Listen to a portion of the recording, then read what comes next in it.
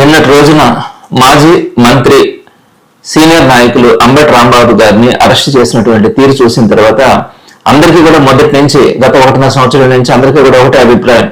ఆంధ్ర రాష్ట్రంలో ప్రజాస్వామ్యం కూని అయింది, ఒక నియంత పాలన కొనసాగుతా ఉంది అనే క్రమంలో నిన్న జరిగినటువంటి తీరు దానికి నిదర్శనంగా కూడా కనపడతా ఉంది. అత్యంత జుగుప్సాగరంగా ఒక సీనియర్ మంత్రిని అరెస్ట్ చేసినటువంటి విధానం కానీ, అక్కడ ప్రవర్తించినటువంటి రౌడీజం కానీ, వాటి అన్నిటి చూసిన తర్వాత ప్రతి ఒక్కరు కూడా ఆశ్చర్యపోతా ఉన్నారు. అసలు ఆంధ్ర రాష్ట్రంలో ఏమైంది, ఏమవుతా ఉంది, ఎందుకు ఇంత అరాచకమైనటువంటి పరిస్థితులు కొనసాగుతా ఉన్నాయని చంద్రబాబు నాయుడు గారు ఒక్క విషయాన్ని కూడా గుర్తుపెట్టుకోవాలి.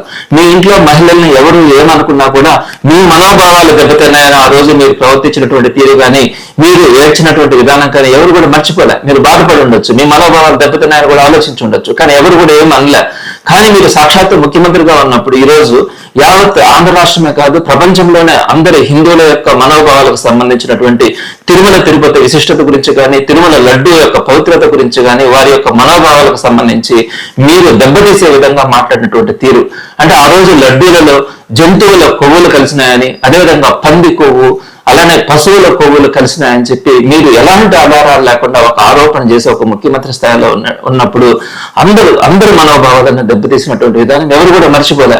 ఆ తర్వాత రోజు ఆయన మళ్ళా అక్కడ ఉన్నటువంటి వెంకటేశ్వర దేవాలయంలో పూజలు నిర్వహించి ఇలాంటి అపవిత్రమైనటువంటి పనుల్ని క్షమించి ఈ రాష్ట్రాన్ని కాపాడమని చెప్పి ఆయన దేవుడికి మొక్కుకొని తిరిగి వస్తా ఉంటే, అక్కడ ఉన్నటువంటి టీడీపీ మోకలు, రౌడీలు, గంజాయి బ్యాచ్ల ద్వారా మీరు ఆయన మీద తిరుగుబాటు చేయించి చెప్పులతో, చాట్లతో మీరు ఆయన్ని కొట్టించడానికి ప్రయత్నించి ఆయన హత్యాయత్నం ప్రయత్నం చేసినారు.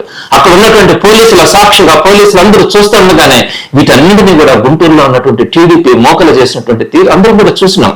అయితే ఎక్కడ కూడా అంబటి రాంబాబు గారు వాటన్నిటి కూడా ఎక్కడ కూడా బెదరకుండా ముందుకు సాగుతా ఉన్న క్రమంలో ఆయన్ని పోలీసులు అడ్డగించుకొని పోలీసు జీపులో ఎక్కించిన తర్వాత కూడా ఆయన ఉన్నటువంటి వెహికల్ ని అడ్డగించుకొని దాన్ని రాళ్లతో కొడతా ఉన్నప్పుడు ఆయన ఆవేశంగా పైకి లేచి కొన్ని మాటలు మాట్లాడడం కూడా జరుగుతుంది అక్కడ ఉన్నటువంటి వారిని ఉద్దేశించి. అయితే వాటిని వక్రీకరించి చంద్రబాబు నాయుడు గారిని తిట్టినారని చెప్పి మీరు మాట్లాడిన తర్వాత ఆయన మళ్ళీ తిరిగి ఇంటికి వచ్చిన తర్వాత నేను చంద్రబాబు నాయుడు గారి గురించి మాట్లాడలేదని చెప్పి ఆయన స్వయంగా ఒక ప్రెస్ మీట్ పెట్టి మాట్లాడినటువంటి విధానం కూడా నిన్న చూసినాం.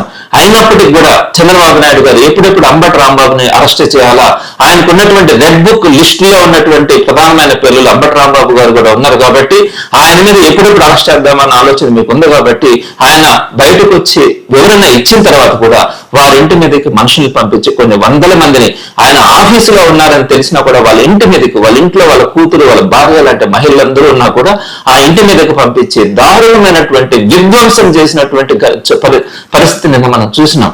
అటువంటి పరిస్థితుల్లో కూడా అంబటి రాంబాబు గారు ధైర్యంగానే ఉన్నారు. అయినప్పుడు కూడా చల్లారినటువంటి చంద్రబాబు నాయుడు గారు అంబటి రాంబాబు గారిని అరెస్ట్ చేయమని చెప్పినటువంటి విధానం ఈ రోజు సిగ్గుపడతా ఉన్నాం. ఏంటి మీరు చేస్తున్నటువంటిది? అంబటి రాంబాబు గారిని కొట్టించడానికి, హత్యాయత్నం చేయడానికి మీరు ప్రయత్నించినారు.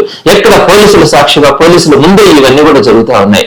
అయినా మళ్ళీ మీరు మీ ఆవేశం చల్లారకుండా ఈ రోజు అంబటి రాంబాబు గారిని అరెస్ట్ చేసినటువంటి తీరు చూస్తే వరుస పెట్టి ఎంతమంది మీద, మొన్న భూమన కరుణాకర్ రెడ్డి గారి ఇంటి మీద మీరు దాడి చేయించినారు, విడుదల రజనీ గారి ఇంటి మీద దాడి చేయించినారు, బొల్లా బ్రహ్మనాయుడు గారి ఇంటి మీద దాడి చేయిస్తా ఉంటారు. ఇక్కడ ప్రతి ఒక్కటి కూడా నెల్లూరులో కూడా మంత్రిగా పనిచేసినటువంటి వ్యక్తి ఇంటి మీద కూడా మీరు దాడి చేసినటువంటి పరిస్థితి మనం చూసినాం. ఇలా వరుస పెట్టి అందరి మీద దాడులు, మీరు చంపడానికి ప్రయత్నించడం, అరెస్టులు చేయడం, తీసుకెళ్లి జైలులో పెట్టడం, ఇంతటి అరాచకమైనటువంటి పరిపాలన మనం భారతదేశంలో ఏ రాష్ట్రంలో కూడా ఏ టర్మ్లో కూడా చూడలే. మరి ఇట్లా ఈ రోజు మనం ఇటువంటి పరిస్థితులు చూస్తా ఉన్నాం. అయినా కూడా చంద్రబాబు నాయుడు గారు ఒకటే గుర్తుపెట్టుకోవాలా, ఇలాంటి కేసులకు కానీ, ఇలాంటి బెదిరింపులకు కానీ వైఎస్ఆర్సీపీ ఏ రోజు కూడా బెదిరే ప్రసక్తే ఉండదు. జగన్మోహన్ రెడ్డి గారి ఆదేశాల మేరకు, జగన్మోహన్ రెడ్డి గారు చెప్పినటువంటి మాటల మేరకు ప్రజల పక్షాన పోరాటంలో వైఎస్ఆర్సీపీ ఎప్పుడు కూడా ముందే ఉంటది. ఇటువంటి బెదిరింపులకు కూడా ఏ ఒక్కరు కూడా వైఎస్ఆర్సీపీ నాయకుడు పారిపోయే పరిస్థితి ఉండదు. ప్రజల తరపున, ప్రజల పక్షాన, ప్రజల గొంతుకుగా